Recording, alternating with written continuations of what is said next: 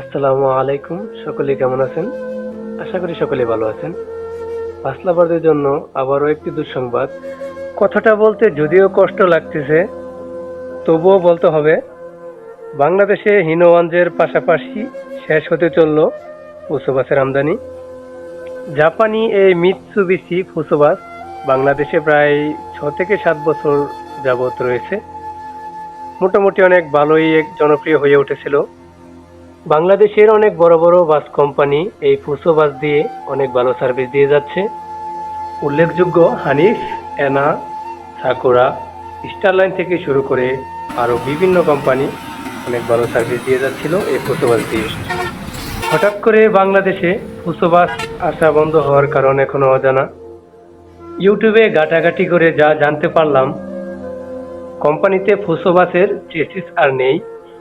খুব সম্ভবত Japan company আর ফুসো বাসের চেসিস তৈরি করবে না, হয়তো নতুন কিছু আপডেট নিয়ে আসবে, যে কারণে বাংলাদেশে আর ফুসো বাসের চেসিস আসবে না।